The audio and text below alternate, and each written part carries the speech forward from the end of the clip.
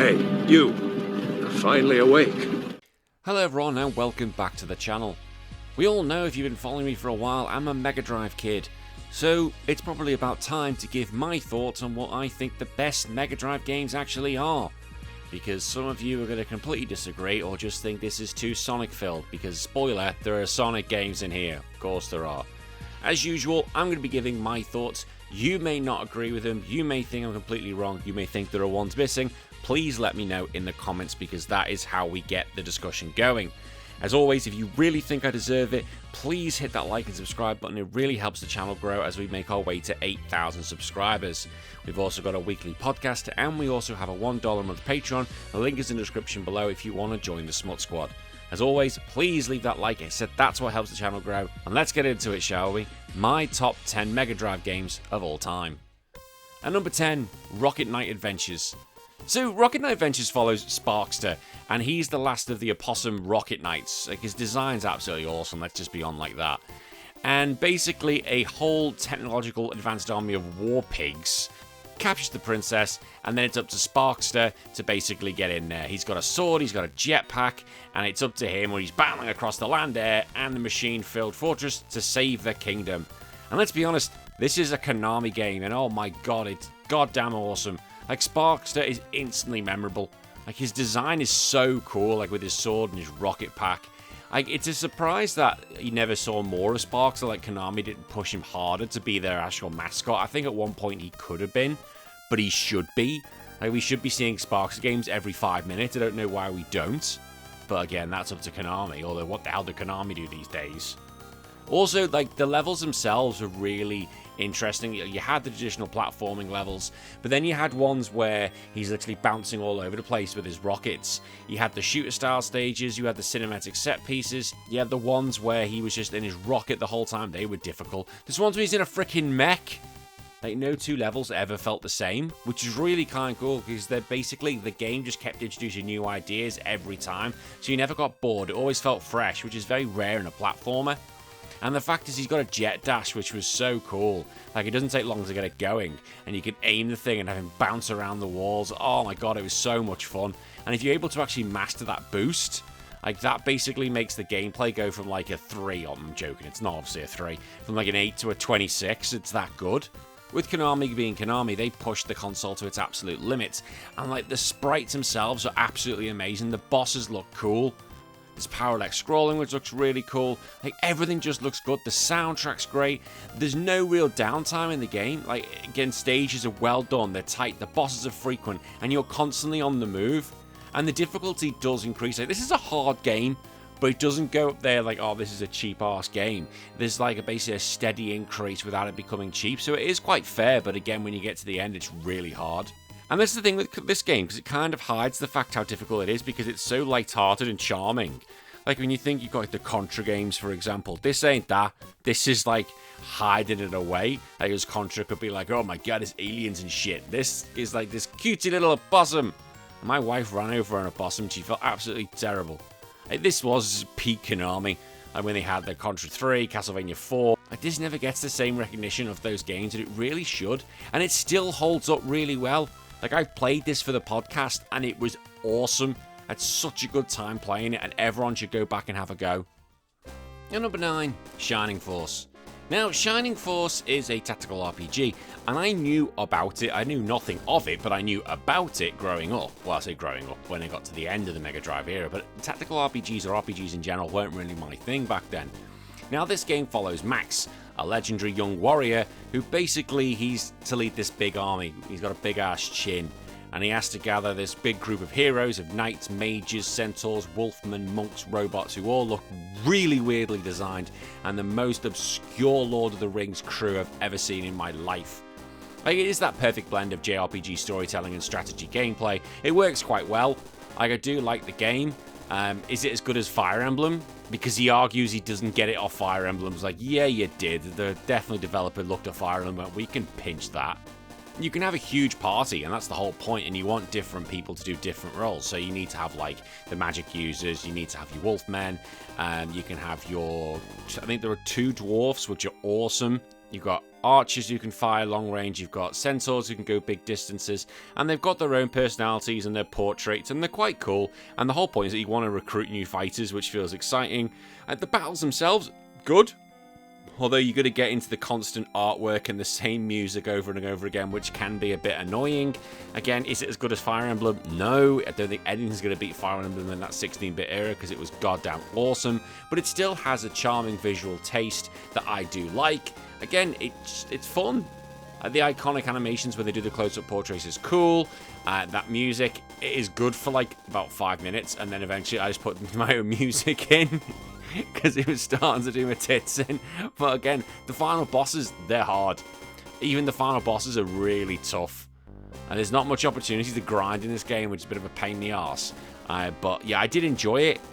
It's always going to be a bit lacking to Fire Emblem. I know I hate that comparison, but it is. Now, I know there's a Shining Force 2, where I've not played that as of yet. And I know there's a Shining Force 3 on the Sega Saturn, which I've been reluctant to even go near that Sega Saturn. But one day I will have to. Like, it's still good fun to play. You can play it on the Nintendo Switch Online and give it a go, but then you'll ultimately play the Fire Emblem games and go, yeah, that's way better.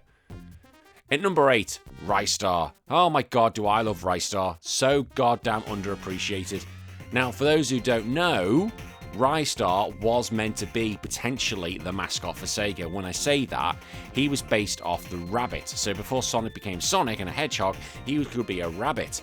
And they then turned the rabbit into a star. So that's how it evolved from there. So yeah, now you know. He has stretchy arms and he's able to pull himself towards enemies, swing around, climb walls and fling objects. The whole thing is he headbutts people. And how the guy hasn't got a concussion, I will never know. This game plays brilliantly well. Like, I absolutely think it's one of the best platformers I've played on the console and in 16-bit. I love when he launches himself off and he's literally swinging and climbing around. When he's hitting enemies, eventually if you get used to it, you can essentially pogo stick your way. It's really weird, but once you get into the hang of it, he doesn't even have to touch the ground. He's literally free-flowing between killing enemies and swinging around. It's awesome. The game is incredible. Like, this was a late-era Mega Drive game, and you could tell Sega knew exactly what they were doing in this game. The colours are amazing, the animations are brilliant, the bosses are so expressive, the backgrounds are so fantastic. Each planet that Ristar has to go to looks its own personality. It's so cool. I absolutely love it. You've got the ice planets, you've got a tropical themed one, you've got mechanical factories, underwater ruins. It's basically, you can say the Sonic charms in there. You can even hear it from some of the sound effects. You go, yeah, that's from that game, that's from that game. Like, there's a lot of Sonic 3, Sonic and Knuckles in there. And it is really considered such a great game. It's just a bit of a shame. Because it's harder than Sonic. It definitely is harder than Sonic games. And you're going to take some practice to get in there. But it's just one that you don't see more often. I can't think many games like this with that unique of headbutting things with his arms. Bionic Commando, maybe. But it's a shame you just don't see it. And Ristar's never had any other game. I think he got a Game Gear or Master System port. No, Game Gear game or something like that. But that was about it. And we never saw it again. And I don't know why. At number 7, Castlevania Bloodlines. So Castlevania Bloodlines is the only Mega Drive Castlevania game, and it takes place in 1917 around World War I and follows John Morris, who is actually not anything to do with the Belmonts. And he's got his companion Eric Lacard, who I thought was a woman for the longest time. And how it is so John Morris has the whip, Eric Lacard's got a spear. And they're after the evil sorceress Elizabeth Bartley, who is actually in the new Castlevania series, although this is not related. And she's the niece of Dracula, so she's wanting to basically resurrect Dracula, of course. Unlike other Castlevanias, which takes place in, like, you basically going up to the castle, this is going across the whole of Europe. You've got Greece, Italy, Germany, England, and it's kind of going through the whole of World War I. And basically the idea is that she is the one, Elizabeth Bartley is the reason that World War I takes place. I think that's a cool spin on things. It's great to see the different levels that are around there and how it's been impacted by the undead and by war. Really cool. And the fact you've got two characters as well is really cool. So John Morris has the whip and he's got a big range and he's got the diagonal strikes, whereas Eric Lacard has the spear, longer reach, vertical leaps, and he can do like weird jumpy attacks. Two very different types of styles, but there's also parts where they both splinter off and do their own thing and the level's basically just for them. Like, I do love some of the levels, like the one in Italy is really cool, the towers of Pisa it's meant to be, but it's all the tilting towers, that's really cool. And there's, I think it's near the end of the game, where the game kind of like has like a mirror image effect, but it really messes with your mind, and it's just so cool. Like, your body's halfway over there, but you're actually over there. Really well done. The sprites are great, and I honestly genuinely think, I'm going to put this out there, I think it's better than Super Castlevania 4. Bold statement, I know, but I prefer playing this all day to Super Castlevania 4. When it comes to that one, I would rather just play Castlevania 1. I absolutely love Bloodlines. I think it's really cool. I just love the fact that it's set across Europe, and the fact you can go back to my home country of England. Awesome. I love it. It's still difficult but fair. The boss fights are really cool. You've got parallax scrolling, which is what it needs. Some of the boss battles are absolutely fantastic. Obviously, there's a multi-phase Dracula fight. You always need that. But it is literally that World War I setting. And it's also connected to, like, you look at the DS one, the Portrait of Ruin. Very cool. Very, very cool. And number 6 now. Bear with me here. Bare Knuckle 3. Okay, so this is a Japanese game. This is Streets of Rage 3, but the Japanese version. Hear me out, okay? Hear me out here. So Streets of Rage is known as Bare Knuckle in Japan. However, when it came to the releases of them, the Streets of Rage 3, which I played back in the days growing up, is so fucking difficult, it's insane. It's so difficult, it's not even fair. And that's basically because it wasn't fair. The difficulty was ramped up. The normal difficulty is through the freaking roof. I've played both, and it is so brutally unfair how hard the American version is. Like, good luck if you actually want to try and complete the game, just genuinely. And then there's even a harder mode. Like, if you want to try and get the best ending, and yet there are multiple endings in this game, multiple paths you can go through. Good fucking luck with the original Streets of Rage, well, the PAL version and the American version of Streets of Rage 3. Good absolute luck. So when we look at the Streets of Rage 3 Bare Knuckle 3, the Japanese version, it's just better. Like, they're in their original colours. For some reason, Axel's in yellow and black. I don't like that. I just like him in his white top, blue pants. I just really do. But apart from that, let's just go into like the game itself. It runs really well. It's actually faster than Streets of Rage 3. Again, the game runs at a higher speed, so the enemy AI is so much more aggressive, and there's way more things that are going to absolutely try and kill you here. Like, there's level with train tracks, and literally out of nowhere, these I don't know, carts are coming to destroy you. God, my God, it annoys you. But also, because the enemy's a bit thick sometimes, it likes to kill them. You've also got 4 characters, so you've got Axel, Blaze, and Skate from Streets of Rage 2, they're back, but now you've got Dr. Zan, who's this huge robotic grappler, who likes to turn weapons into energy blasts. Oh yeah, he can't use weapons. And there are secret characters as well. Shiva, who's this ass-kicking ninja warrior guy from number 2, he's in there. And a kangaroo, is in there. So at some point in the game, you'll face a guy who's basically got Roo, and he's using him like a beast. Like, go fight him, go fight him. If you ignore Roo and just go after the trainer, kill the trainer, Roo stops automatically, runs away, and then Roo is available. How cool is that? Also, in the Bare Knuckle version, there is a character who was banned when it came to the Western markets because he was considered very campy. Extremely campy. His name was Ash, and when you look at him, it's like Mr. Slave from South Park. He is so stereotypically gay, it is insane. So part of me is like, I can understand why they censored that, but at the same time, I'm like, why not? Who cares? It's fun. He's fun. And then he's campy gay, so what? But he's a horrible character to use. He is terrible. But my God, it is fucking hilarious to be playing Streets of Rage and you're just going, yes! Yes! That is some of the funniest shit I've ever done playing a video game. Okay, he doesn't go around saying, yes, queen! But I was when I was playing it. Like, every time he jumped, it was just this first sound that came to my head. So I was saying that when it happens. Unlike Streets of Rage 2, this has got a far more dark, complex plot. Actually, in the original Bare Knuckle 3, there's a bomb threat. People die. A lot of people die in this version. That doesn't happen in Streets of Rage 3. They censor that because they don't want people dying from bomb threats. And the fact is that because it's a darker plot, there are multiple endings. So if you do different objectives and different things, it'll lead to a good ending, a bad ending, a mid-ending. So there's that sense of replayability if you want to do it. The music is really good. Again, not as good as the second one. I don't think anything's ever going to beat the second one. But there are tons of things for you to do here. So whereas Streets of Rage 2, of course you've got that replayability. This one's even got that more because there's multiple endings. So it is so much more fun. But I just don't know why. It is just not as good as Streets of Rage 2. And number 5, Gunstar Heroes. So Gunstar Heroes is one I played last year, and it basically is Sega's version of Contra. That's the basically way to look at it.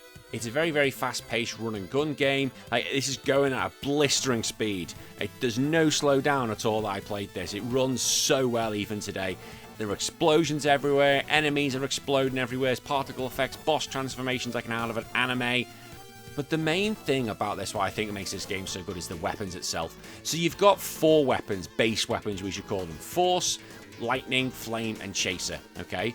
However, you can hold 2 weapons at the same time, and then depending on what you have as your 2 weapons can control how your weapons actually are. So, for example, you could have a Force and a Force, so you've got a bigger Force. You could have a Force and a Lightning, that's its own weapon. Flame and Chaser, its own weapon. Lightning, Flame. The combinations are all over the place, and each weapon has its strengths and advantages, or it can basically alter to your own playstyle. And that gives you dozens of possible layouts, which means you can play the game in so many different ways. And with the stages that you can pick, which don't take long to do, but you can pick them in any order. This game is your oyster of how you want to play, unlike a lot of the run and gun games where it's literally you go from level 1 to level 10, whatever, and you go in that order, and they're the weapons you got to play from. Here you can say, right, I'm going to go for level 1, level 3, 4, 2, and then I'm going to use this weapon in this combination only. Cool. Alright, I'm going to do it again, but I'm going to do a different order. Awesome. So good. There are also 2 different characters who you want to play with. There's Red and Blue. So Red is not Pokemon. Red is running around when he aims, so he's constantly running on the go. Whereas Blue, if you want to aim, you've got to stand still, so that allows that precision control. Again, it goes back to that replayability. It goes back to that idea of you play how you want to play. So cool. And each stage that they have has their own theme. And again, going back to earlier on, like I said with Sparkster, they're completely different, so you're never going to feel like you're doing the same level twice. Although Sparkster does have a lot more variation because it's a Sparkster, it's Konami. This game is still all over the place, so every level still felt distinct. Every boss just felt all over the place. And then at the end, you've got to do this big gauntlet. Actually, no, go back a step. At one point, you've got to do a dice game. That can be either a bitch in the arse or an absolute blessing, where you basically got to roll the dice right to the end. And as part of that, you've got to fight some of the old bosses, or you can get healed. Oh my god, some of it can be a pain in the arse, but I love the dice thing. I thought it was quite funny. But at the end, as I was saying, you do a gauntlet, and you can actually see all the bad guys like cheering on, going, right, you're next, go. Brilliant. And then the final boss is literally you versus your brother Green. And does he survive? We'll never know. When it comes to the gameplay, whilst I've been talking about everything else, this game feels perfect to play. It is one of the best feeling games I've ever had in my hands. Like Contra, it has to play well. Otherwise, it's not going to work. But oh my god, does this game handle brilliantly. And again, 2-player mode. I've not done 2-player mode, but I want to. Because looking at the videos, it looks hilarious. It has that anime feel over the top, so I'd say this is definitely more a game that would have been up in my aisle when I started getting into anime, but at the time when it came out, I wasn't into it, so I was like, it looks kiddie, but it's not. It's brilliant. And as I said, it's still one of the best run-and-gun games. I think the best run-and-gun game. Other people may say it's not and can give me other examples in the comments, and that's fine, but for me, mwah, I think it is the best 2D action shooter of its time. And number 4, Sonic 3. Ooh, dubious. Now I'm going to put this out here very carefully, very carefully. If Sonic 3 and Sonic and Knuckles, if I counted them together, they will be number 1. This would be the number 1 game. However, it's not. They were released separately because of McDonald's. Yes, it was because of McDonald's. So, because of that, I'm releasing them as separate games, and this is why Sonic 3 is at number 4, because I prefer Sonic and Knuckles. I really do. Now, this happens after the events of Sonic 2, and Sonic and Tails head to Angel Island, and basically Dr. Robotnik has landed there. They've gone to see what's going on, and then all of a sudden, as Sonic's running around as Super Sonic, he gets the shit punched out of him by Knuckles the Echidna, and Echidnas have 4 penises. Yes, it's true, go find that. I know that. I don't know why, but I do. And you are introduced to this new character, and you can see Sonic's had a big overhaul from Sonic 1 and Sonic 2 and Sonic CD. The levels in this game are huge. Like, if you want to compare the size of the zones in Sonic 2, it absolutely blows them out the water. Like, yes, you've got the branching paths, but it is massive. And every game also has, like, a set style of storytelling, far more than it did in the previous Sonic games. Even in the first zone of Angel Island, like, you can see that Robotnik wants to burn this place to the ground just to get hold of Sonic. There's no talking, but it's all done in set pieces, and it is very, very clever. Also, water isn't a bad thing in this game, because even the water level, Hydro City, is one of my favorite zones, just because the music is so goddamn cool. Hydro City zone is one of the best songs ever in Sonic. Oh my god, it's awesome. Now, Tails is also in this game along with Sonic. This time, though, he is his own character in the sense of he can fly and can swim, and if you're working together as Sonic and Tails, Tails can fly and Sonic can hold onto him and Tails can put him up to higher locations. Cool! Sonic actually finally has some power-ups with the shield, but rather they just gave him like an extra hit. Now you got a flame shield that can basically do a fire dash and protect from fire, a lightning shield that has a double jump and a rig magnet, my favourite, and the bubble shield which is a bouncing attack and infinite air underwater and also blocks some projectiles. Cool. Knuckles, as I said, is in this game. You can't use him, though, in the main game. You can use him when it's Sonic 3 and Knuckles combined, and you can use him in the multiplayer mode, which is not that good, but he is in there. But he's really cool because he's just a bit of a prick. Literally, all he's doing is just being a bit of a cheeky bastard, which doesn't really match his character when you go forward. But here, he's just being a bit sneaky because he thinks Sonic and Tails are there to steal the Master Emerald, which is actually not the case. He's being tricked because Knuckles isn't the smartest person. But what's cool about this game is that the zones all flow into one. Now, I've done a previous talk about the Sonic games, and you should go back and watch those videos right at the start when I started doing Retro Wars on YouTube. And I've not done the podcast yet for Sonic 3. That will be coming in the future. It's recorded. We recorded it over a year ago. I just don't know when it's going to be coming out. This game has also some funky soundtracks because Michael Jackson was involved. And because Michael Jackson was involved, that's a reason we've not seen Sonic 3 free release for a long time because of the goddamn soundtrack. It's also home to the Blue Sphere special stages, which I've come to love over the years. They're fast, challenging, addictive, there's no randomness, it's just damn skill. That's all you need. Literally, they haunted my dreams, but I can do this backwards, and having to play it again recently, I was like, yep, I can still do this again, and it's not a problem. It's a great game, Sonic 3, but just for other reasons, it misses out on the top 3. And in number 3, it's Sonic 2. Okay, look, the argument can be made that Sonic 3 is better than Sonic 2, but I said nostalgia's a powerful drug. I played Sonic 2 to absolute death. It perfected that formula from Sonic 1, because Sonic 1 did have the idea of speed, loops, momentum, but the problem was that there were a lot of slowdown moments in Sonic 1. Basically, everything after Green Hill Zone was slow, whereas Sonic 2 made it faster, made more areas for Sonic to actually use his speed and show off and have that momentum-based physics. In Sonic 1, it just went dead, and that was it, and Sonic doesn't handle the best. Tails was added to the game, and he's not just a, little one-off sidekick. He cemented his partnership with Sonic, and he's just as iconic as Mario and Luigi. Let's be honest, when you think of partnerships, and when we do a partnership video, which we will be doing, those two are going to be in it, and it's probably going to be one or two. It will be, there's just no doubt about that. Like, Tails made the game more approachable, and he was also the one you gave your little brother because he couldn't die, or he could die, but he just comes straight back again. So if you had a problem in there, you just say, Tails, go kill that, and don't worry about dying, it's going to come back. Some of the level design for the gaming is absolute peak. Chemical Plant Zone, awesome, amazing music. Casino Night, awesome. Mystic Cave Zone, people may hate me, I think that zone's awesome. It had the special stages, which are like a 3D half-pipe, pseudo half-pipe, which is really cool. It also introduces goddamn Supersonic.